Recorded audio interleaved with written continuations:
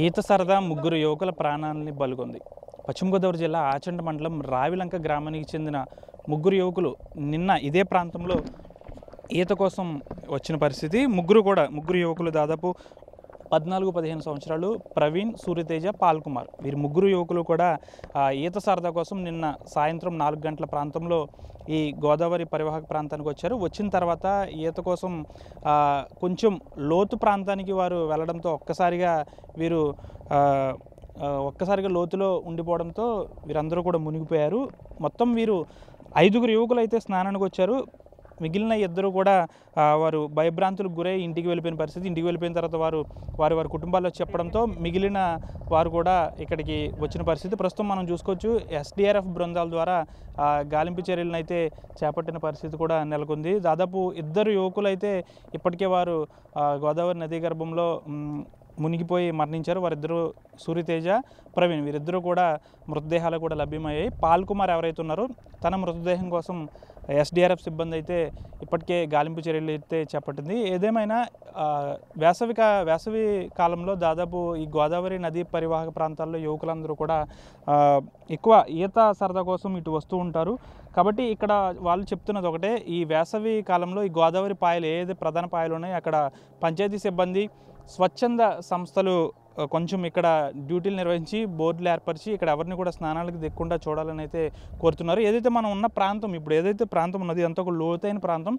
దాదాపు ఇదంతా కూడా లోతులు లేకుండా కనిపించే ప్రాంతంగా అని చెప్తున్నారు. ఏంటంటే యువకులు అలా గోదావరిలో నడుచుకుంటూ వెళ్తూ ఉంటారు. అయితే కింద ఒక్కసారిగా పెద్ద గొయ్య ఉండడంతో దాంట్లో మునిగిపోయిన పరిస్థితి నెలకొంటుంది. గత 2 రోజుల క్రితమే ముమ్మిడివరంలో కూడా ఇదే విధంగా కొంతమంది యువకులు అయితే మరణించిన పరిస్థితి కూడా నెలకొంది. ప్రస్తుతం అయితే ఇక్కడ పశ్చిమ గోదావరి జిల్లాకు సంబంధించి ఇటు కోనసీమ, ఇటు పశ్చిమ గోదావరి జిల్లా ఆచంట మండలం, పి గన్నవరం మండలాలకు సంబంధించి 2 బోర్డర్లు కాబట్టి ఇవి. దీనికి సంబంధించి అయితే గాలింపు చర్యలు అయితే వేగవంతం చేస్తారు. ప్రస్తుతం స్థానికులు ఉన్నారు. ఎందుకు ఇక్కడ అసలు ఈ విధంగా జరుగుతున్నాయి, అసలు ఏంటనేది అడిగి తెలుసుకుందాం. ఎప్పుడు జరిగింది నిన్న ఇక్కడ, ఎందుకు ఇలా జరుగుతుంది? నిన్న ఈ సంఘటన ఇంచుమించుగా 4 గంటలు 5 గంటల మధ్యలో జరిగిందండి. ఈ సంఘటన ఇలా జరగడం చాలా దురదృష్టకరం. ఇందులో మా ఫ్రెండ్ అయినటువంటి కేతా వెంకటేశ్వరరావు కుమారుడు ప్రవీణ్ మొన్ననే 10వ తరగతి పాస్ అయ్యాడు. ఆ కుర్రోడు కూడా ఇందులో దుర్మరణం చెందాడు. కానీ వీళ్ళ ముగ్గురు ఫ్రెండ్స్ కలిపి వేసవకాలం సెలవులకి ఇక్కడ స్నానాలు చేయడానికి వచ్చారు. ఇందులో కొంతమందికి ఈత రాకపోవడం వల్ల ఈ సంఘటన జరిగింది. చాలా బాధాకరమైన విషయం. కానీ ఇందులో కూడా జనం వచ్చి లోతులు ఎక్కడున్నా గమనించుకుని గోదావరిలో దిగవలసిందిగా తెలియజేస్తున్నాం.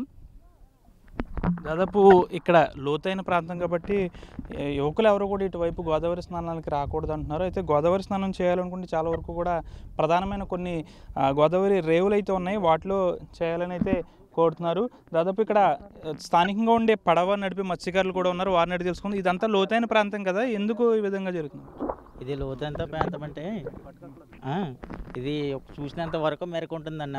అక్కడి నుంచి చదవడానికి ఒకేసారికి లొయ్యి వచ్చేస్తుంది. గెళ్ళు వేసినా కూడా గెళ్ళు అందు. కుర్రవాళ్ళు తానం చేస్తా ఒకరి తర్వాత ఒకరు ఆలుకుండి ఒక కుర్రవాడు ముందు గుంటలో పడిపోయాడు. ఆ తర్వాత ఆ కుర్రవాడిని పట్టుకుందామని ఇంకో కుర్రవాడు వెళ్ళాడు, ఆయన కూడా వెళ్ళిపోయారండి. తర్వాత 3వ కుర్రోడు, 2 వెళ్ళిపోరు కాదని 3వ కుర్రోడు వెళ్తే ఆయన కూడా 3 వెళ్ళిపోరండి. దాదాపు ఏదైతే మనం చూసుకోవచ్చు, ప్రధానంగా మొత్తం 5 యువకులు అయితే గోదావరి స్నానానికి వచ్చారు. 3 యువకులు కొట్టుపోవడంతో మిగిలిన 2 కూడా వారి ఇళ్లకు వెళ్ళి ఈ విషయాన్ని చెప్పారు. ఏదేమైనప్పటికీ కూడా యువకులు ఈ విధంగా కావడం చాలా దురదృష్టకరం. దేశానికి చాలా సేవ చేయాల్సిన ఇటువంటి యువకులు ఈ విధంగా ఈత సరదా కోసం వచ్చి ఈ విధంగా ప్రాణాలు కోల్పోవడం కూడా దురదృష్టకరం అంటూ బీజేపీ మాజీ ఎమ్మెల్యే అయ్యే వేమస్తో పాటు స్థానికులు కూడా కోరుతున్న పరిస్థితి. వేసవి సెలవుల్లో సాధారణంగా ఈ ప్రాంతాలు అంటే కోనసీమ ప్రాంతాల్లో దాదాపు ఇటువంటి ప్రాంతాల్లో యువకులకి స్నానం చేయాలని ఒక ఆశతో పుడుతుంది. అంతేకాకుండా చాలా దూర ప్రాంతాల నుంచి వేసవి సెలవుల్లో చాలామంది చుట్టాలు అది వస్తూ ఉంటారు ఇటువైపున. కాబట్టి వారందరూ కూడా కాస్త ఉల్లాసంగా ఈ ప్రకృతి చూసి స్నానాలు చేయాలనిపించే ఒక కోరిక పుడుతుంది. ఈ నేపథ్యంలో ఈ విధంగా నిన్న కూడా ఇదే విధంగా జరిగింది. స్థానికంగా ఉండే మత్స్యకారులకు సంబంధించి ఒక సూచన అయితే చేస్తున్నారు. ఇదంతా గోదావరి నది ప్రాంతం అంతా కూడా చాలా లోతైన ప్రాంతం కాబట్టి ఇక్కడ ఎవరు ఈత కోసం దిగకూడదు అని అయితే మత్స్యకారులతో పాటు స్థానికులు కూడా చెప్తున్నారు. ప్రస్తుతం ఇది ఆచంట మండలానికి సంబంధించి రావిలంక ప్రాంతం కాబట్టి ఇది పశ్చిమ గోదావరి జిల్లా పరిధిలోకి వస్తుంది. కాబట్టి పశ్చిమ గోదావరి జిల్లా యంత్రాంగంతో పాటు ఇటు అంబేద్కర్ కోనసీమ జిల్లాకు సంబంధించి పి గన్నవరం అధికారులు, మొత్తం పోలీస్ రెవెన్యూ అధికారులు, ఎస్డిఆర్ఎఫ్ సిబ్బంది కూడా పెద్ద ఎత్తున అయితే ఇక్కడ గాలింపు చర్యలు అయితే చేపడుతున్నారు.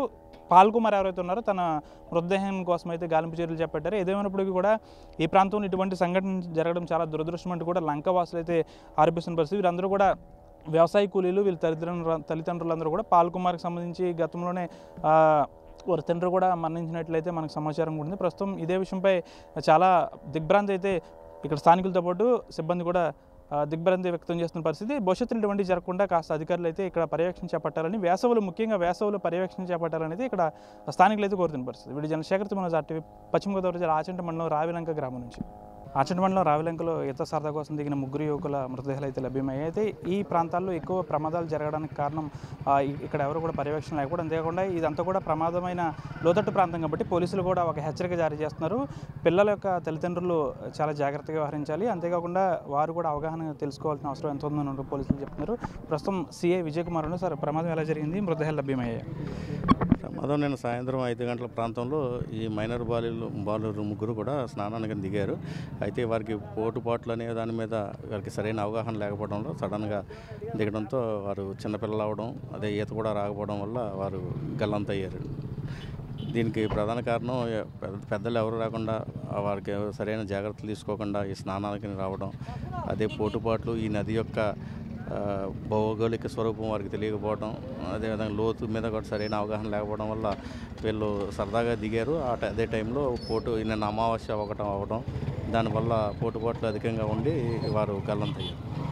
ఇక్కడ ఎటువంటి చర్యలు ఏమైనా చేపట్టే అవకాశం ఉందా? అంటే ఇదంతా కూడా ఎంత చర్యలు చేపట్టినప్పటికీ కూడా ఎక్కడో ఒక చోట దిగే అవకాశం ఉంటుంది కాబట్టి తల్లిదండ్రుల పర్యవేక్షణ చాలా అవసరం అని అనుకుంటున్నారా?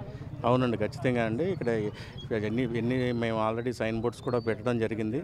ఇలాగా జరుగుతున్నాయని చెప్పి అందరికీ కూడా వారికి సరైన హెచ్చరిక బోర్డులు కూడా పెట్టడం జరిగింది. అయినా కానీ ఇది నదీ తీర ప్రాంతం అధికంగా ఉండడం వల్ల ఏదో ఒక మూల నుంచి వారు మా పోలీసుల మాట, రెవెన్యూ మాట బెడజోని పెట్టి సరదా కోసం దిగి ఇలాగ ప్రాణాలు మీదకు తెచ్చుకుంటున్నారని మేము భావిస్తున్నాం.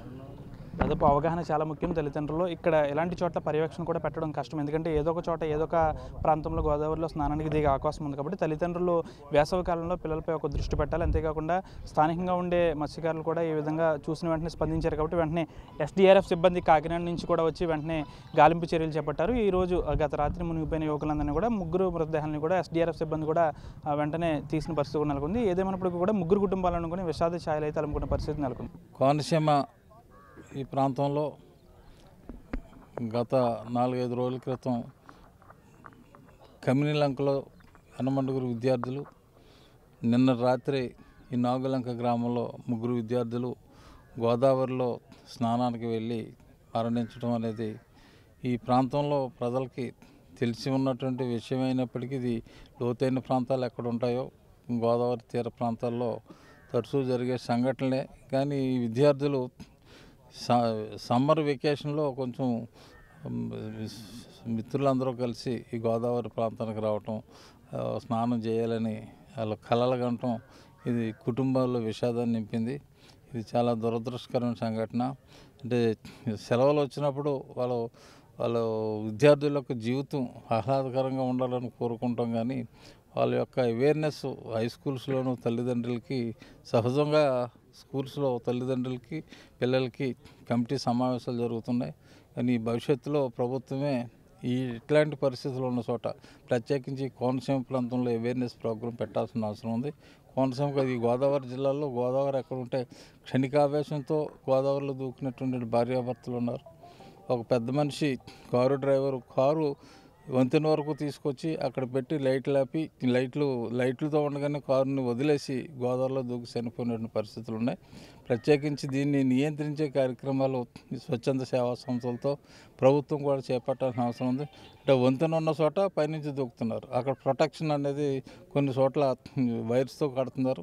అలాంటి ప్రాంతం ఈ కోనసీమలో ఉన్న ప్రతి వంతెనకి కూడా నిర్మాణం చేయడంతో పాటు ప్రభుత్వం స్థానిక పంచాయతీలకి VROలకి అధికారం ఇచ్చి ఎవరైతే విద్యార్థులు కానీ ఎవరైనా ఈ ప్రాంతానికి వస్తున్నారో వాళ్ళని నిఘా అంటే గ్రామాల్లో నుంచి బయటకు వచ్చేటప్పుడు గ్రామీణ పరిసర ప్రాంతాల్లో కూడా CC కెమెరాలు పెట్టి ఎవరు ఎక్కడికి వెళ్తున్నారనే దాని మీద నిఘా వేయాల్సిన అవసరం ఉంది. ఎందుకంటే అక్కడ గోదావరి ప్రాంతానికి వెళ్ళే మత్స్యకారులే కాకుండా కొంతమంది ఇలాంటి పరిస్థితులు ఉన్నప్పుడు మత్స్యకారులకు అలవాటు ఉంటుంది, వాళ్ళు కూడా ప్రమాదకరంగా చనిపోయినటువంటి సంఘటనలు చాలా ఉన్నాయి. వరదలు వచ్చినప్పుడు, వరదలు లేనప్పుడు కూడా ఈ లోతైన ప్రాంతాలు, ఇది త్రవ్వకాల ద్వారా సంభవించినటువంటి లోతు ప్రాంతాలు కాదు. గతం నుంచి కూడా ఈ గోదావరి మధ్యలో కొన్ని గుండలు ఉంటాయి, ఆ గుండెల్లో నీరు నిలబడి ఉంటుంది. ఇది తగ్గిపోయింది అనుకుని నడిచి వెళ్ళేటప్పుడు ఎక్కడైతే లోతైన ప్రాంతాలు నీరు ఉంటాయో అక్కడ పిల్లలే కాదు ఎవరైనా అక్కడ పడవ కూడా వాళ్ళు తోచుకోవటానికి వీలు లేనటువంటి పరిస్థితిలో నాటు పడవలు వెళ్ళటానికి వీలు లేనటువంటి వాతావరణం ఈ గోదావరిలో అక్కడక్కడ ఉంటుంది. కాబట్టి ఈ పరివాహక ప్రాంతంలో అవేర్నెస్ ప్రోగ్రామ్ క్యాంపెయిన్ ఎవరైతే ఈ పంచాయతీలు, ప్రభుత్వ రెవెన్యూ, పోలీస్ అధికారులు, ప్రజాప్రతినిధులు, ఈ సమాజంతో సేవకు ముడిపడినటువంటి పెద్దలందరూ కూడా అవేర్నెస్ కార్యక్రమాలు పెట్టాలి. నిన్న యనమండుగురు, ఈరోజు నిన్న ముగ్గురు, మొత్తం విద్యార్థులు బంగారు భవిష్యత్తు ఉన్నటువంటి విద్యార్థుల యొక్క వారి జీవితాలు ఈ రోజున ఆ రకంగా ముగించడం అనేది చాలా విషాదకరమైన, బాధాకరమైన సంఘటన. కుటుంబాలకి ప్రభుత్వం ఆదుకోవాల్సిన అవసరం ఉంది. ఎందుకంటే ఎంతో బంగారు భవిష్యత్తు ఉంది. దేశంలో ఎంతో ఉన్నత స్థాయికి ఎదగాల్సిన వ్యక్తులు ఒకసారిగా జీవితాలు ఈ నదీ గర్భంలో కలిసిపోవటం చాలా శోచనీయం. దీని విషయంలో ప్రభుత్వమే కాదు, స్వచ్ఛంద సేవా సంస్థలు, మేధావులు కూడా ఆలోచన చేసి ఇలాంటి సంఘటనలు పునరావృతం కాకుండా ప్రజలను ప్రభావితం చేసేటువంటి కార్యక్రమాలు తీసుకోవాల్సిన అవసరం ఉంది. దీని మీద ప్రభుత్వంతో పాటు అధికారులు, పోలీసులు, రెవెన్యూ, గ్రామ సర్పంచులు అందరూ కూడా ముందుకు వచ్చి ఒక యజ్ఞంల కార్యక్రమం తీసుకుని భవిష్యత్తులో ఎలాంటి సంఘటనలు జరగకుండా నిర్ణయాత్మక కార్యక్రమాలు చేయాలని చెప్పేసి నేను కోరుతున్నాను. నమస్తే అండి. నిన్న మా ఊరు కుర్రోడు పెదలంక యలమంచిలి మండలం అబ్బాయి, నాగుల్లంక నుంచి ఒక 2 అబ్బాయిలు నిన్న 3 గంటలకి 3-4 మధ్య సమయంలో స్నానానికని వచ్చి ఇక్కడ మిస్ అయిపోయారు. ఇక్కడ రక్షణ చర్యలు అంటూ ఏమీ కనిపించట్లేదు. ఎవరు వచ్చినా, ఎవరు వెళ్ళిపోయినా, ఏమైపోయినా ఎవరు చూసి వాళ్ళు కానీ చెప్పేవాళ్ళు కానీ లేరు. కనీసం హెచ్చరిక బోర్డులు కూడా లేవు ఇక్కడ. ఆ విధంగా తెలియక కుర్రలు 3 గల్లంత అయిపోయారు. ఇంక ముందు కూడా ఇటువంటి చర్యలు జరగకుండా ప్రభుత్వాన్ని మేము చర్యలు తీసుకొని, మెయిన్ ఏంటంటే నిన్న కాక మొన్న చూసాం శ్రీలంకలో 11 మంది యనమడుగురు మిస్ అయిపోయారు. ఎప్పుడు కూడా ప్రతి ఏటా ఏదో గోదావరి వశిష్టపాయి, ఇది అవతల వృద్ధ గౌతమి, వైంతయ్య పాయలు ఉన్నాయి. ప్రతి సంవత్సరం కూడా ఇటువంటి చర్యలు జరుగుతున్నాయి. ముందు ఇటువంటి జరగకుండా రక్షణ చర్యలు తీసుకుని ప్రభుత్వాన్ని కొంచెం చర్య తీసుకోమని చెప్పేసి మేము మనవి చేస్తున్నాం. స్నానం అంటే మా ఊరు అబ్బాయి యలమంచిలి మండలం పెదలంకకి సంబంధించిన అబ్బాయి నాగులంక వాళ్ళ అమ్మమ్మ ఇంటికి వచ్చాడండి. సమ్మర్ క్యాంప్కి వచ్చాడు. బాబా ఊరి ఫ్యామిలీ పాపం. అతను తండ్రి కూడా యాక్సిడెంట్లో చనిపోయాడు. గుర్తు తెలియని వాహనం ఉద్దేశం వెళ్ళిపోయింది మొన్న 4 or 5 years బ్యాక్. ఈ నాని అని మన నీతిపూడి పౌలరాజు వాళ్ళ తండ్రి మాట అండి. ఇప్పుడు ఇంక బాడీ ఇంకా దొరకలేదు కదండి, 3వ బాడీ ఇంకా దొరకలేదు. అది సార్ కొంచెం రక్షణ చర్యలు అనేది ఈ సమ్మర్లో ప్రతి పాయలు నదిలోని కూడా ఇలా జరుగుతున్నాయి.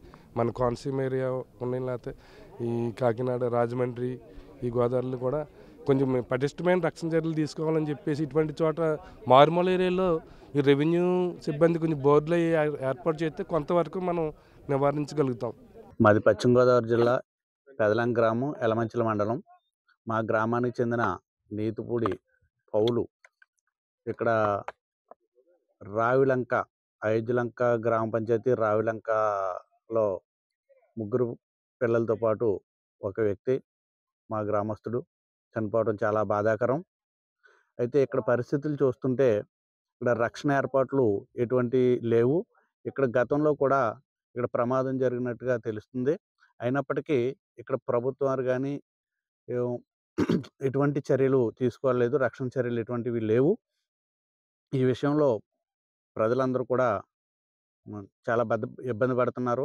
ఇది పూర్తిగా ఆచంట మండలంలోని అయోధ్యలంక గ్రామం కావటం వలన చనిపోయిన వాళ్ళేమో నాగుల్లంక, తూర్పుగోదావరి జిల్లాకు చెందిన లేదా అంబేద్కర్ కోనసీమ జిల్లాకు చెందిన నాగులంక గ్రామ కాపురస్తులు. దానివలన ఇక్కడ ఎటువంటి అధికారులు ఎటువంటి చర్యలు తీసుకోలేకపోతున్నారు. ఈ విషయంలో ప్రభుత్వం స్పందించి ఇటు పశ్చిమ గోదావరి జిల్లా యలమంచిలి మండలం యలమంచిలి మండలం కాదు, ఆచంట మండలం వారు ఇక్కడ పూర్తిగా చర్యలు తీసుకోవాలని మరీ ప్రభుత్వం వారికి కోరుతున్నాను. నా పేరు యలమల్లి చిట్టుకోమండి. మాది నాగులం గ్రామ పంచాయతీ. నిన్న సుమారు 4:30 గంటలకి 5 వ్యక్తులు ఇలాగా రాయలంకలో స్నానం చేయడానికి వచ్చారండి. స్నానం చేయడానికి వచ్చిన తర్వాత వాళ్ళు ఈ పోటు వల్ల వాళ్ళకి లోతు ఎంత ఉందో తెలియక వాటర్ ఎక్కువ ఉన్న చోటుకి వెళ్ళారండి. వెళ్ళిన తర్వాత 3 వ్యక్తులు గల్లంత అయిపోతే ఇంకో 2 వ్యక్తులు వాళ్ళని చూసి కంగారు పడిపోయి పరిగెత్తితే ఇక్కడ వ్యవసాయం చేసుకునే రైతులు చూశారండి. రైతులు చూసి వాళ్ళని ఎంక్వైరీ చేయగా ఏం జరిగిందంటే ఇలాగా 3 వ్యక్తులు మునిగిపోయారని చెప్పడం జరిగింది. వాళ్ళ 3లో ఈలోగా ఆ రైతు పరిగెట్టుకు వచ్చేసరికి అందలేదండి. రాత్రి నుంచి ఈ ఎస్డిఆర్ఎఫ్ తర్వాత రెవెన్యూ వీళ్ళంతా కూడా శ్రమిస్తున్నారు. ఇప్పుడు మార్నింగ్ 5:30కి ఒక బాడీ ట్రేస్ అయిందండి. 6కి ఇంకొక బాడీ ట్రేస్ అయిందండి. ఇప్పుడైతే ఇంకొక బాడీ పెండింగ్లో ఉందండి. వీళ్ళు నాగులం గ్రామ పంచాయతీకి సంబంధించిన ఇప్పుడు దొరికిన వ్యక్తులు ఒకటి సూర్యతేజ్ అండి, తర్వాత కేతా ప్రవీణ్ అండి, వీళ్ళు దొరికారు. ఇంకా మనకి పవన్ కుమార్ పెండింగ్ ఉందండి. ఎస్డిఆర్ఎఫ్ టీం అయితే శ్రమిస్తున్నారు. మాకు చాలా ఇబ్బందికర పరిస్థితి ఎదురైంది. ఇటువంటి సిచ్యువేషను రాకూడదు, కానీ చాలా బాధాకరమైన విషయం ఇది. ఆ భగవంతుడు ఆ కుటుంబానికి సాంత్వన చేకూర్చాలని మనస్ఫూర్తిగా కోరుకుంటున్నాను. ఇండియా పాకిస్తాన్ తాజా అప్డేట్స్ కోసం డౌన్లోడ్ చేసుకోండి RTV లైవ్ యాప్.